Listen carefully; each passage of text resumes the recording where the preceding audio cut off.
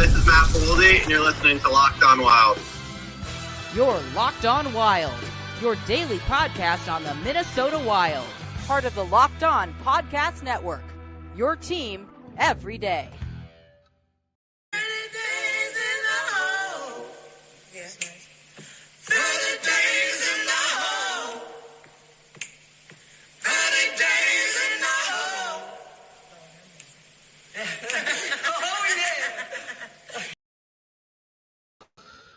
All right, everybody. That means it is once again time for another live show here on Locked On Wild. Happy Sunday to you. A chilly one out there at last check. I haven't left the house yet today, but we'll be having to brave the cold to get some groceries. But hope everybody's having a great Sunday. And without further ado, let's turn it over to the man, the myth, the legend, Denny.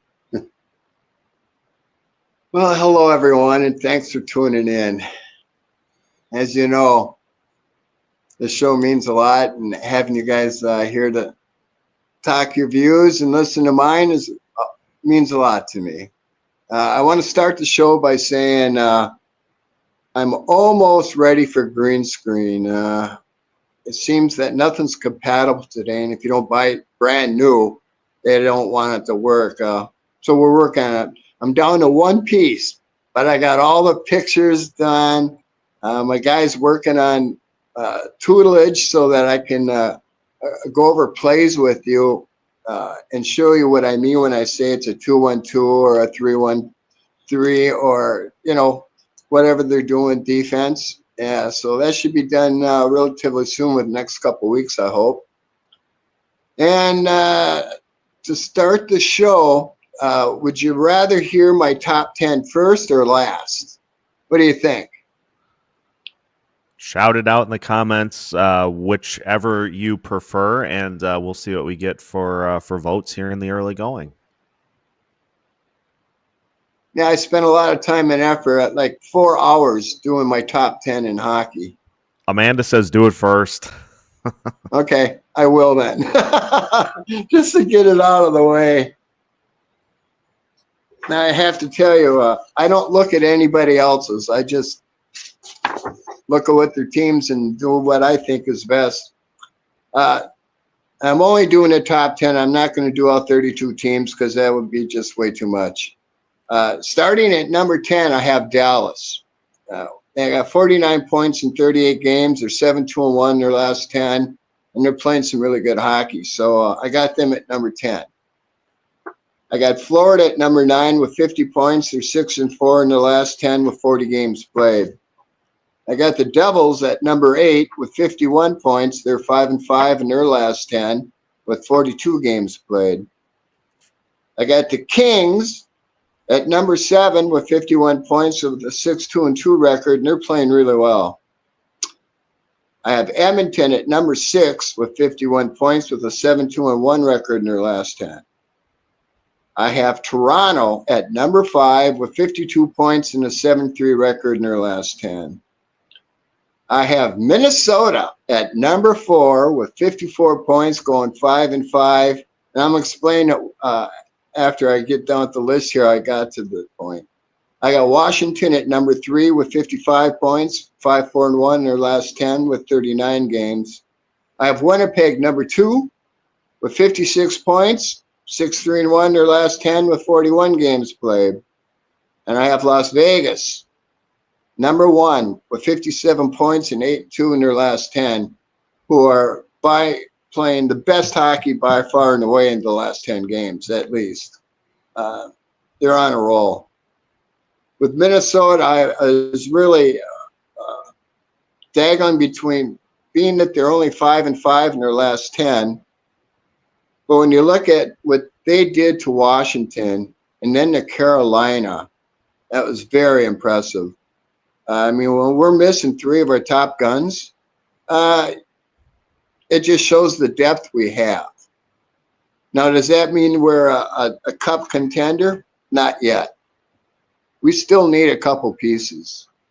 And which brings me to my next deal. couple months ago, I brought up Brock Nelson as a piece that we should look at getting.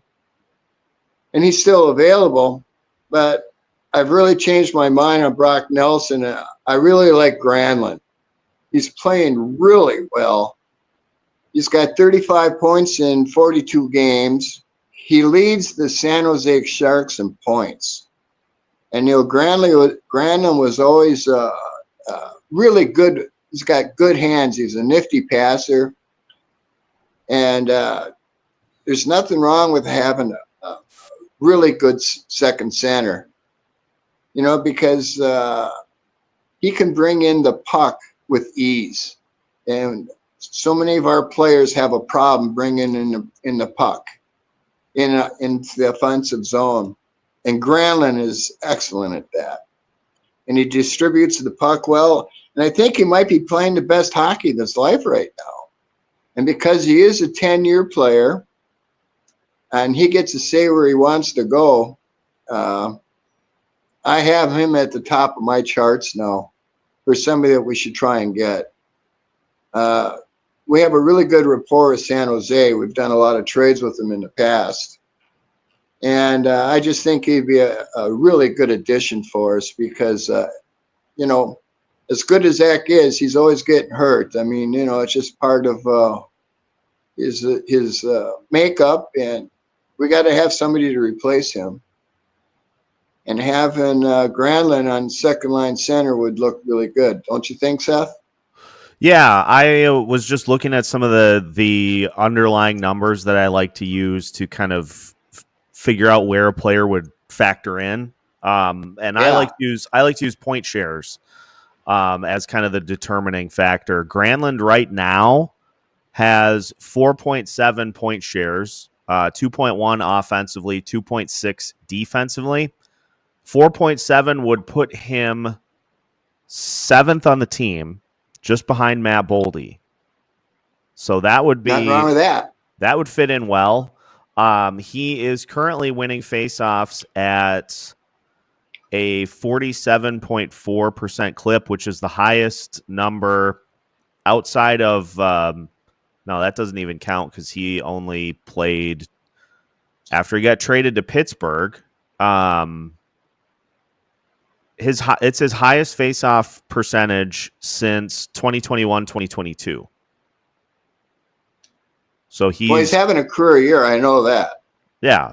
And there's nothing like having somebody on the team that's having a career year. And all NHL players want to win the cup. And that's what we're selling right now. And everything I look at is not for now, but for the playoffs. And he'd be a good addition. Amanda's got a couple of questions here, wondering if it would be a rental or a longer-term acquisition. I'm just pulling up his contract info right now. It's $5 million. Where did it go? It's 33. Oh, yeah, $5 million for just this year. So he'd be brought in for the rest of the season. Maybe you do something after that if it goes well, but the main prize is getting something to help the team for this year. Exactly. And it wouldn't cost an arm and a leg. Simply because he's a 10-year player, he can determine where he wants to go. And as I was saying, everybody wants to win a cup, and that's what we're selling right now. We have a legitimate chance with a couple upgrades, to really have a shot at winning the title. And that's the most important thing in my book. I don't really, the only thing I care about is getting into playoffs. It's being ready for the playoffs that I want. So I think he'd be a good addition. And I don't know what's going on with Brock Nelson. They just moved him up to the first line trying to get him going. He hasn't had a point in like 10 games. So I'd much rather take somebody who's hot than cold. Well, and this too is why teams wait so long to make deals, is you want to make sure that somebody is playing well when you get them Otherwise, you're having to try to get them going too. Yep. And as far as being a rental or not, if he wants to sign a decent contract for 2 years, I'd do it in a heartbeat. Man, and Granlund was always a good player for us. And if you remember, we traded Granlund for Fiala to Nashville. And he wasn't happy about it, but Billy Guerin wasn't the GM. Right. It was, what's his name?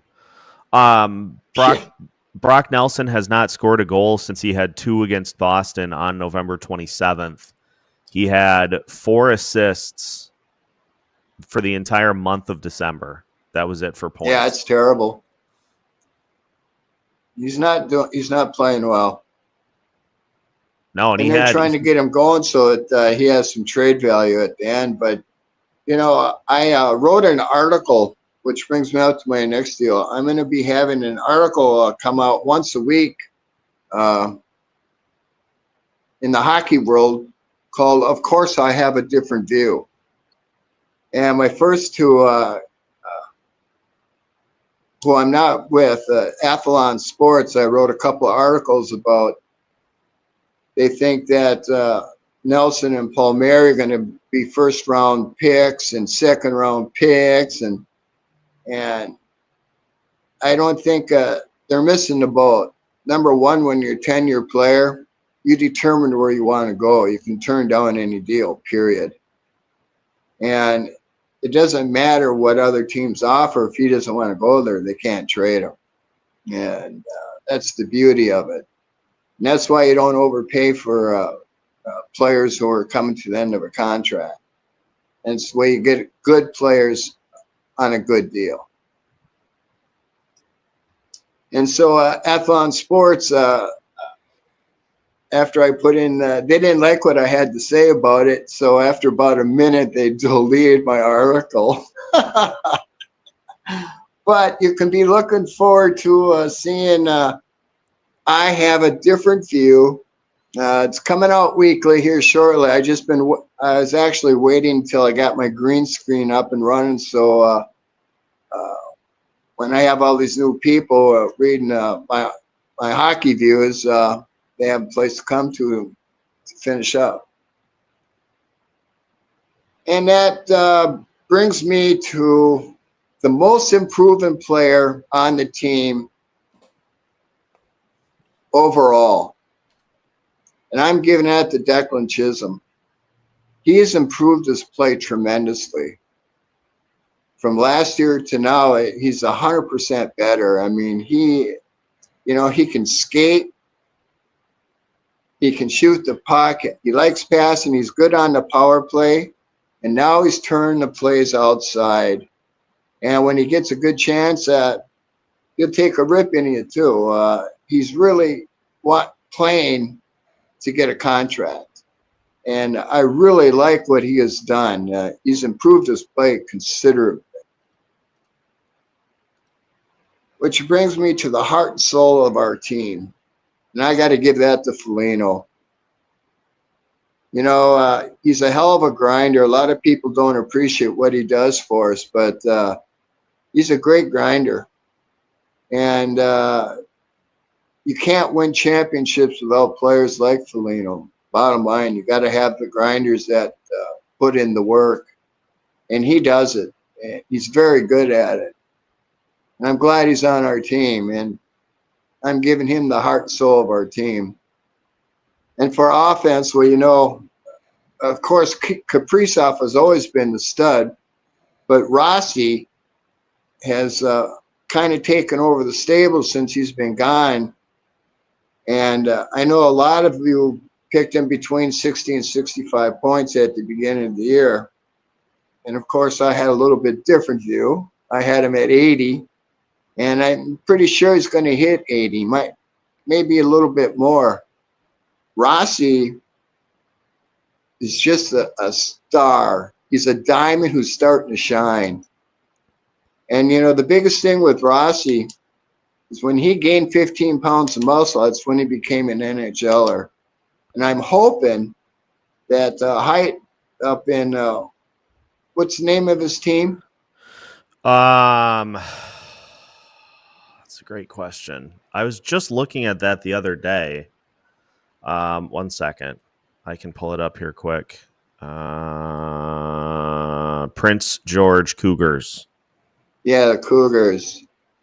You know, the only thing that he needs is what Rossi did, and I hope after this year he comes down and spends the summer with Rossi and gets his workout training, because the only thing Height needs to do is get bigger and stronger. He's got all the moves, he's got the intelligence, and he can skate like the wind. He's just too easy to get off the puck, and that comes with strength and conditioning, and that's all he needs, and he's going to be a fun player to watch too. Then I had a question yesterday in the game last night about, somebody asked me about Calvin Griffith's player that you got to love. And I gave you a hint last night that it was a catcher. I forget who it was that asked that, but are you on the show now? Yeah, no.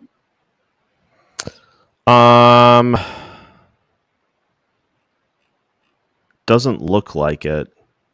Okay, well, his name was Butch Weinecker, and he was a highly flouted catcher by Calvin, and he was pretty good. I mean, he was no super special, but you know, he's a decent player.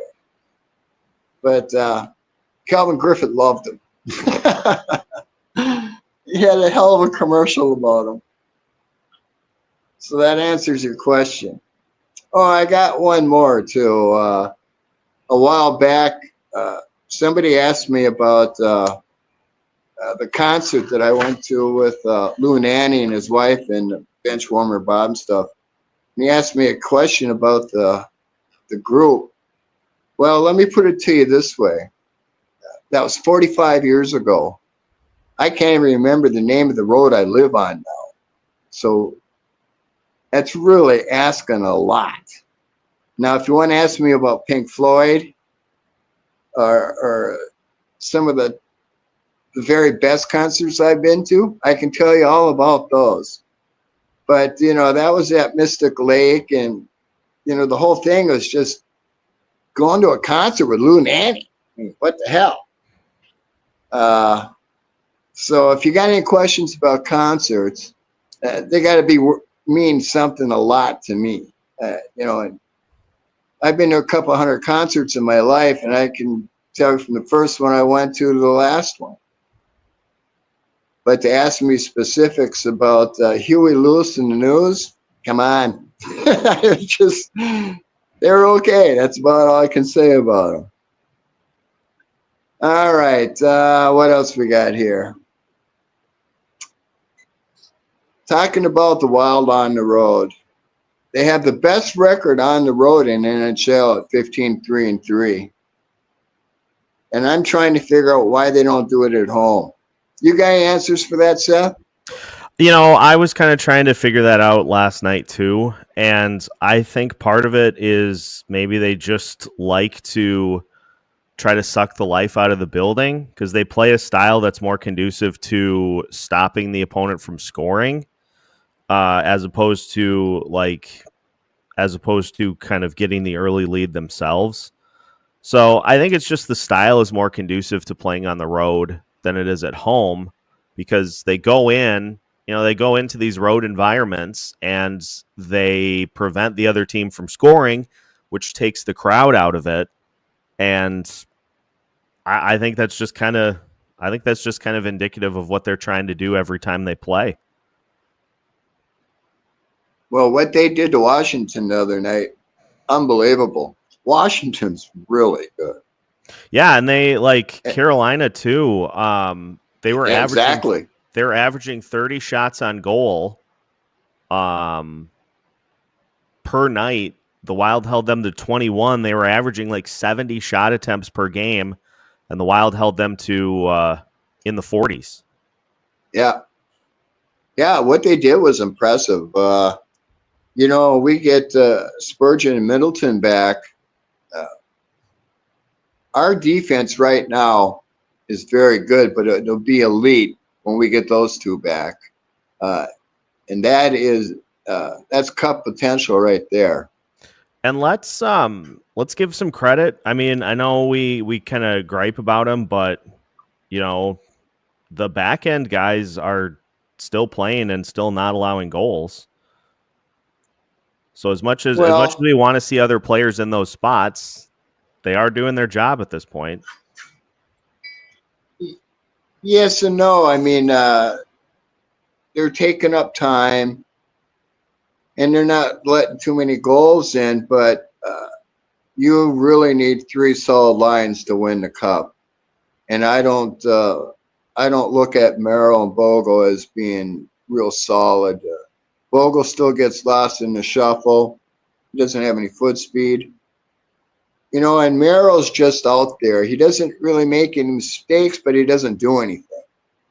Yeah.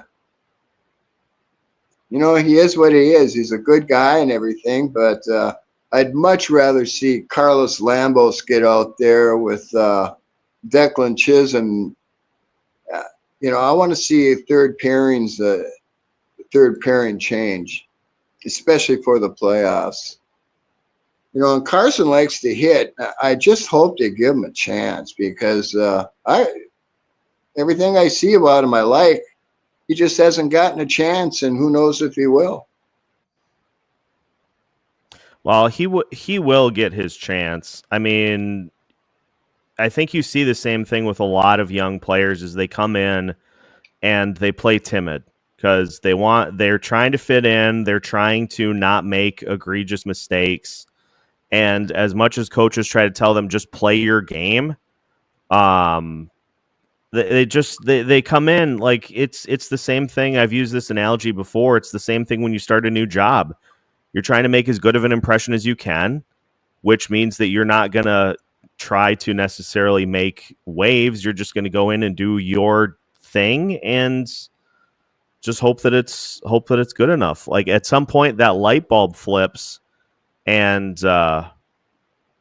it then you finally get over it, but it's something that's common with most every player that makes it to the NHL level is at some point they just start and they're just trying to not make mistakes as opposed to just playing their game. Exactly. Well, one thing that we got to look forward to, I've been watching Steve in the World Games, and boy, I tell you what, I can't wait for him to get here. He looks really good. Last year he was a point machine. He's still putting up good points, but his two-way game is much better now. He's coming back on the play, and he's turning the play outside much better than last year, which is good for him. Because the hardest thing for a young defenseman is to learn to do that. And he's already doing real well at it. I don't know if Trav is watching the show, but he would have the best idea how he's doing because, Trav is a Denver follower and he watches all the games. Now, all I got to do is watch the World, but boy, he looks good. And I can see him playing with Declan as the number 3 for when the playoffs start. At least that would be my hope. Although, Bogle has a place. I mean, it depends on, how they're playing or the style they're playing. Problem with Bogle is he has no foot speed. He's a pretty smart player, and he likes to shoot the puck, but he gets lost a lot. That's concerning, especially when it gets playoff time. Any questions? Yes, we have a few. Brian wants to know if the Wild should take a look at Dylan Larkin from Detroit. I really couldn't tell you. All I know is he's having a hard time in Detroit. He's highly touted, had a good year last year, but he's having problems this year. Who knows why? I mean, I don't really follow Detroit all that much. Hard to say. And I hate commenting on players that I don't really watch. Well, one thing I can tell you is that he's winning faceoffs at a 56.8% clip. Well, we like that. Yeah, he won, and he hasn't been below 50% since 2021. Last 4 years, it's been steady improvement: 52, 54, 55, and just under 57 this year. He's not scoring any points this year, I think, is the problem. He's got 33 points in 39 games, 16 nothing wrong with goals. that. Yeah, 16 goals, 17 assists. Yeah, is he a free agent next year? No. He's got some term. He has term till the 2030-2031 season. Never mind. That'd be the only hurdle is 8.7 mil per year. Yeah, we can't do it. Minnesota can't afford them. The only way Minnesota can get players right now are free agents to be, where we can get a good deal. And give a team a pick to pay for half the salary, because that's how I would do it. What else? Another one is what about Mikael Granlund? Because Colorado He's re-signing with Colorado. They're in a bit of a cap mess, but Colorado always makes it work. They'll find They a way. got one hell of a team out there. I did like a what if the Wild go after. I think the framing of the episode was that the Wild should go after Mikael Granlund if he gets to free agency. And I practically had Avs fans showing up at my house to dispute it. They're like, he's never going to get to free agency. Da, da, da, da. And I'm like, that I said that in the episode. I basically was just saying if he does, it's worth looking at. If for some reason he would not get, or if the Avs would not re-sign him, then yeah, you got to be at the front of the line for that. But I don't think it's likely. We can't afford him. Yeah, I don't think it's likely that he even gets to free agency. Yeah, it won't. Colorado takes care of their team. Their management is excellent at re-signing their players. And then remember, we got to re-sign Kaprizov here in another year, and that's going to be $15 million. And there's not much left over after that. That and you've got we got to take care of Rossi. And I know everybody at the beginning of the year thought I was crazy. I said we should offer me 8 years, $40 million right now before the season started. Well, I don't think they're thinking I'm crazy now. Funny thing is, he'll probably get a 7x7 or something in that range, just like what Matty Beniers got for the Kraken, and it's going to look infinitely better than the Beniers contract looks. What is he even at for points this year? Because I had people ask me, they're like, would you rather have Beniers or Rossi? And I'm like, I would. Rossi. Oh, ick. He has 7 goals in 40 games. Yeah. He had a good rookie year. That's it. How's his face-off percentage, though?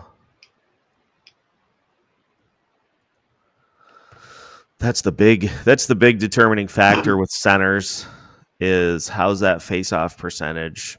46.6. Yeah, no, Marco Rossi's the better player infinitely. There's no universe in which Matty Beniers is a better player. When Marco Rossi started out the year, you know how I've always been extremely high on Rossi.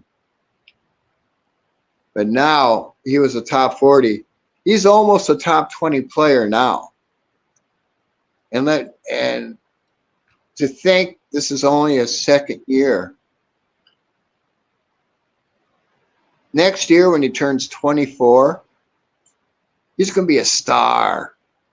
I mean, a real star, where you're looking at 100 points. Because that's the kind of ability he has. You know, every team talks about trading for him, that we're going to trade him. And I've had a lot of go-arounds with a lot of teams saying, yeah, we're getting Rossi, we're doing it. Rossi's not going anywhere. I think Billy would be out of his mind to trade Rossi, period. He was a first-round draft pick, number 9. You know, it's Judd Brackett's big deals when he started out. And Rossi has done everything they've asked him to do. And the one thing he does is he goes to the front. Doesn't matter if he's got heart. He goes to the front of the net. He takes it. And now that he's on the first line, look what he's doing. Jesus. What more can you ask of the kid? Well, and if you default to crashing the net, it's really hard to go into a slump because it's just so much easier to score from that area in front of the net. Whereas if you are a player that shoots more perimeter shots, yeah, you might go through goal droughts every now and again. But if you're scoring like 5 feet in front of the net, that's really hard to go into a score slump. A lot of goals. And his 4 points in passing in the last game, that just shows you what kind of ability he has. You know, he averaged 2 points a game up in I forget the name of the team in Canada, but he had he was 2 points, 121 points in 50 games, I think, or something close to that. I don't remember exactly. It was Ottawa, the 67s. Yes, the 67s. That's right. And he's always been an awesome player. He just had to put on a little muscle. Now he has. Look what you got. Yeah, and he's only going to get better and better. Yeah, the Wild would be crazy to trade him. And I think that whole thing, I'll maintain that I think that whole thing was overblown. Well, a lot of teams sure are lining up to trade for him. I can tell you that. It could have been that it could have been that a team called and Guerin just said, "Well, what would you give me for him?" Just to gauge his value, and then he said, "No, we're not trading him." But the fact that he took the call technically does mean fielding offers. But it's the same thing with Gustafsson. Like it was. My hope is that it was just Bill Guerin gauging value to see maybe what the market was going to be like for the trade deadline this year. Gustafsson's still here. Rossi's still here. Thank God they are. They're the heart and soul of the team. I mean, it doesn't get any better than Gus Bus. I'll take him over any goalie right now, period. Even Hellebuck. Gus Bus is the man. Any more questions? Let's talk Brock Besser. Ace says, I'd use the assets to try to get Besser here early and re-sign him before the year ends.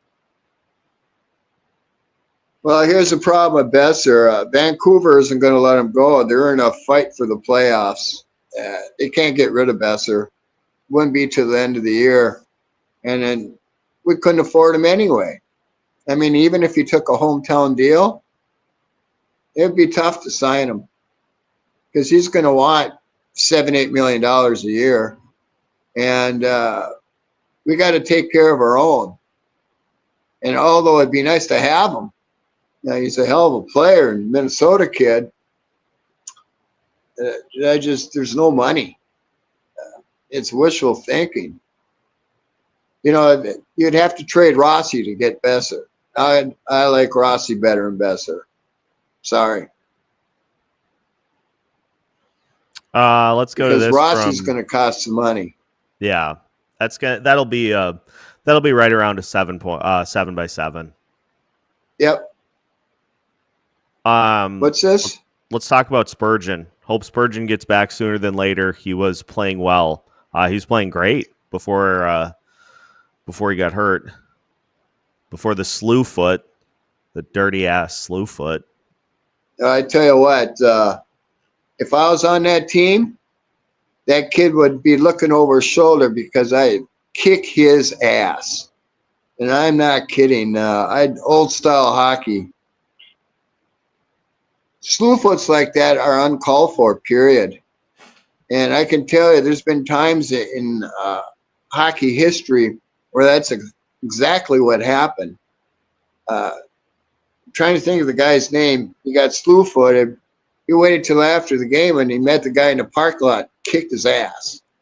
And that's what should happen because there's no place for slew-foots in hockey. I mean, there just isn't. It's terrible. You know, that guy's got 9 infractions for doing it.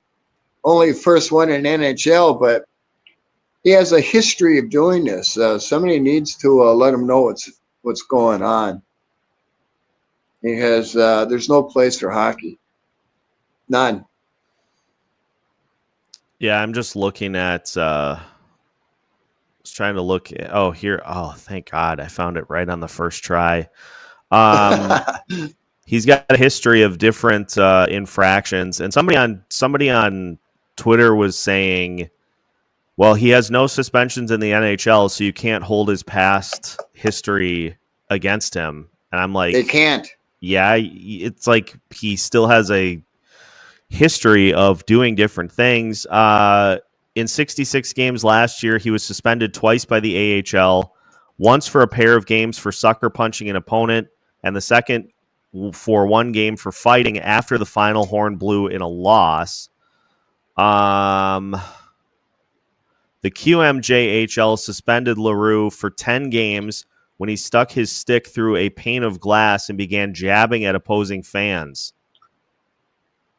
While no one was sounds like Slapshot there. While no one was injured during the incident, LaRue did strike a 16-year-old and faced lengthy consequences. So this guy is just a psycho. Yeah, there's no place in hockey for that. There really isn't. I mean, look what Spurgeon has been through already. Now he's going to miss another month because of it. Yeah, thankfully, from the sounds of it, serious injury was avoided, but Billy was not happy, and neither was John Hines. Like they were both visibly upset by what happened. All I know is if I was running the team, old school, somebody be meeting them out in the parking lot, plain and simple. People got to know you can't do that. Even though he didn't get hurt, that you're still going to miss a whole month. That's bad. And Spurgeon is at the end of his career, and he is playing so well. I mean, him and Brodin are, my thoughts on Spurgeon and Brodin. They're two of the very best in the league.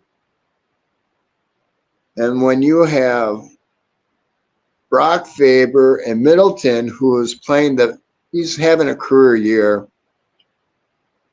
We have an elite defense, and that's what it takes to win a cup. And if Billy will just make a couple of upgrades, we need to get rid of Johansson. He's a hockey player who skates up and down the ice and does nothing. And a lot of times they talk about his speed. What does his speed result in? Not much. I mean, how many points does Johansson have? 6, 7?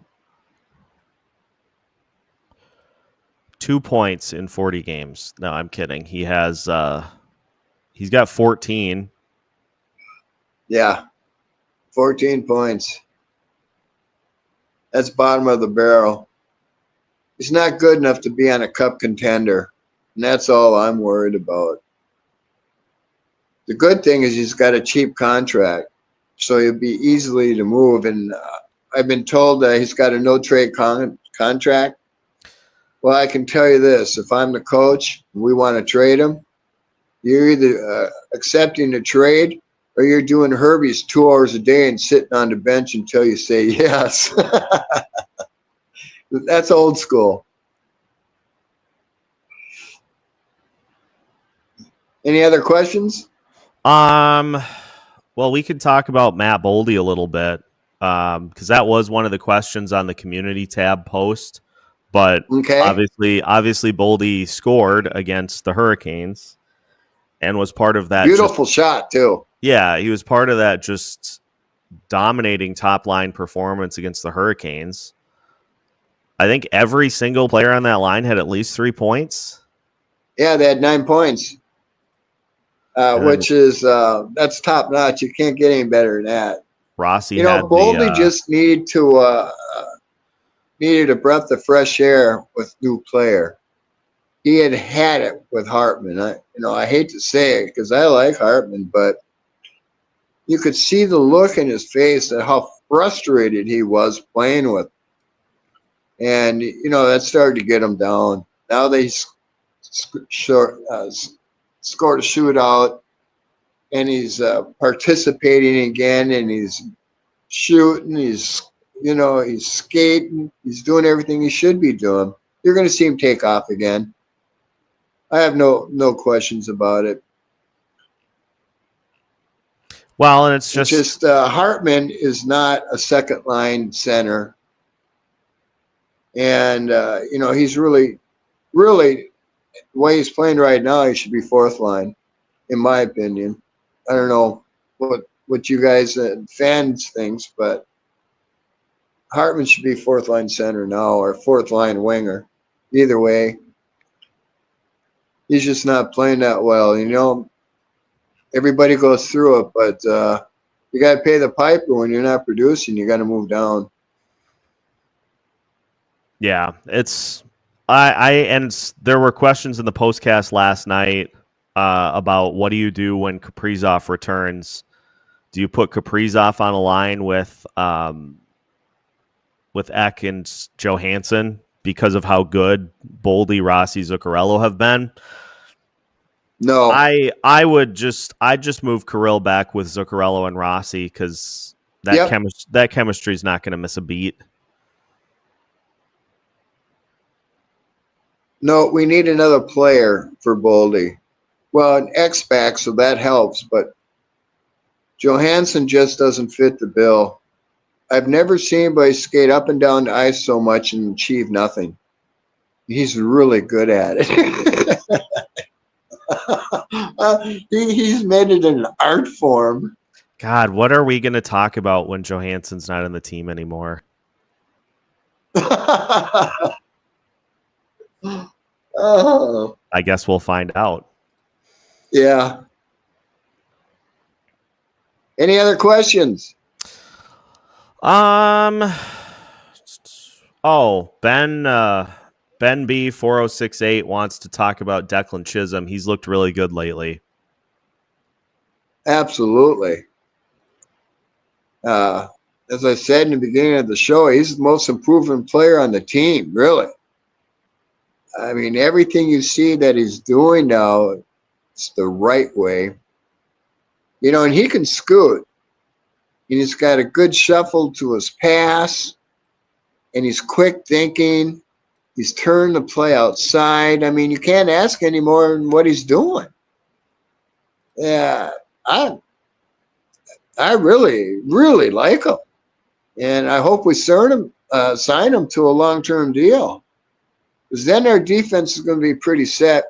Because when we got Z-Boom coming and we got Jerk coming up, boy, we're going to be strong in the back end. Oh. Yeah, I'm trying to find about at the point that Jake Middleton went out of the lineup, because that was the point that Declan Chisholm got elevated. And yes. he's playing like 18, 20 minutes a night ever since. And yep. Yeah, he looks good. Yeah, he's been great. Well, Middleton's supposed to come back Tuesday, by the way. Yeah, I think he'll be, from the sounds of it, Billy was pretty optimistic that he's going to be back soon. And let's throw this out there too. Like, I know there's been a lot of concern about all these injuries. Middleton's injury was a complete fluke play. He just stuck his hand out to try to block a shot, broke a finger. Like, it's Broken fingers not, heal very fast too. yeah, and it's not any sort of like a leg injury or anything. So as far as the skating goes, it's just about getting him back up to conditioning, and then he's good to go. So we get our top four back. Well, close to top four back. The Wild are going to be very tough to beat. I mean, they're tough to beat now, but Middleton is having a career year. And everything he does, he just it's like touching gold. He knows when to jump in the play. That's his biggest the biggest thing he's learned is when to jump up. And he's doing it extremely well now.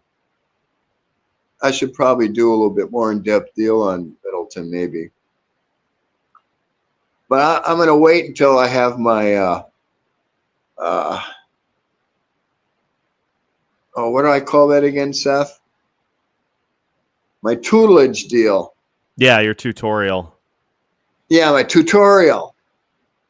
Once that's done, then I can explain to you. It's a lot easier to show and talk about it than just to tell you because I'm getting too old. Trust me, sometimes I have a hard time remembering my phone number now. It's that bad. And that's what happens when you get old.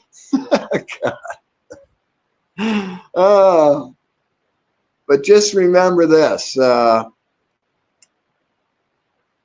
have a different view. You're going to be seeing on some hockey. What do you call them, Seth? I'm going to be writing a hockey article for a hockey news publication. Hockey Wilderness. Yes. See, I can't even remember that. That's how bad I'm getting. But when I have to write it down, at least I can't forget it. Maybe that's the way I go in the future. Oh, but I did get credit for my comments about Brock Nelson a couple of months ago. Everybody took off with it, and it was nice to at least get acknowledged by it. So, you know, the East Coast people are learning about Lockdown Wild and Denny Barlow instead of Thopel. And that's the whole idea. Because the show's doing really well. Thanks to all you guys. Well, if that's it, let's wrap her up. We got a couple quick ones. Jay wondering, can we get a USA-Finland prediction for the World Junior Final tonight? Oh, USA. Yeah. They're a machine. Jesus, they look really good. They have no weakness. None. Yeah. Canada left Riley Heidt off the roster, and as a result, they paid the price for it. That's why that was the second year in a row they left him off, and that it wasn't because of his ability. It was all politics, which is, it is what it is. They paid the price for it. So I'm with you. I think USA wins handily because Zeev Boyum's going to get a hat trick. Shark Boy Ben wants to just talk a little bit about how awesome Zeev has looked for USA. And how all four Wild prospects are in the gold medal game. That's true. That's not a bad accomplishment. Well, I can tell you this. My hat's off to Judd Brackett once again. I mean, everything he's picking is coming to fruition. And Zeev Boyum, he's going to be playing for us at the end of the year because Denver's having problems. And so I don't think they're going to be going to the championship round this year. So he's going to be with sooner than expected, I think. And for, who's the big tall kid that's playing for Finland?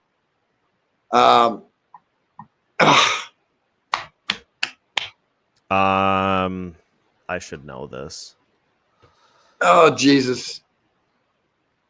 Look up the Finland players. Yep, I'm pulling up the rosters.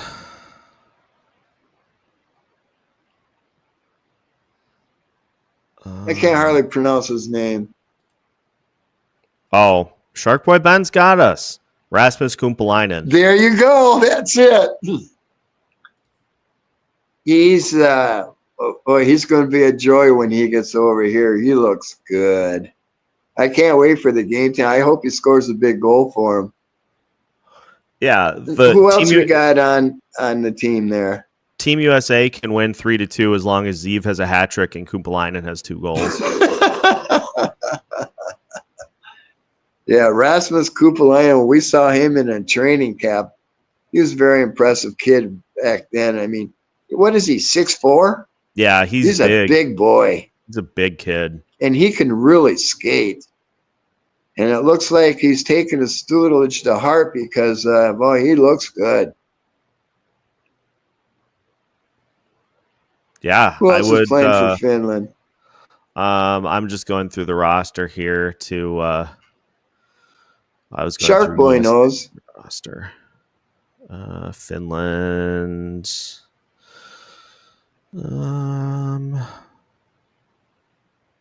There's Rasmus. I've never heard of like 80% of these people. Aaron Kiviharu is Finland's captain, and Sebastian Sioni is a spare defenseman. Well, we'll find out tonight how good they are. Yeah, I think they'll win. Final one from Ron. It'll be interesting to see who comes out of the lineup with Middleton when Middleton comes back, whether it be Merrill or Bogosian. It's actually going to be Travis Dermott, probably. Well, if I had to say, I'd say Merrill goes on the bench. Bogo's better at moving people in front of the net when he does it. Yeah. He's a bigger body.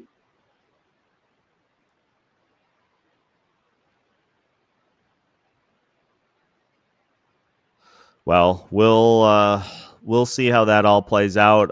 We'll have, I think, a couple of episodes for you tomorrow. Alex, of course, and then I think we're gonna get the January schedule preview done. We're gonna try to do it last week, but I got too busy. So we'll have that for you first thing, ready to rock in the morning. Go Vikings tonight. Yes, absolutely. We're going to win tonight. This is the best offensive Vikings team that I can think of. Even better than 98 Vikings, I think, now.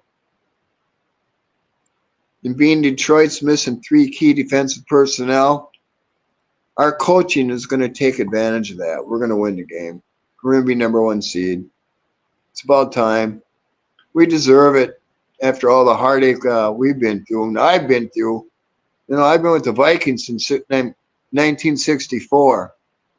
From Norton Van Brocklin to Brent Tarkenton to Joe Cap to 2-Minute Tommy. The list goes on and on. I've had a lot of heartache.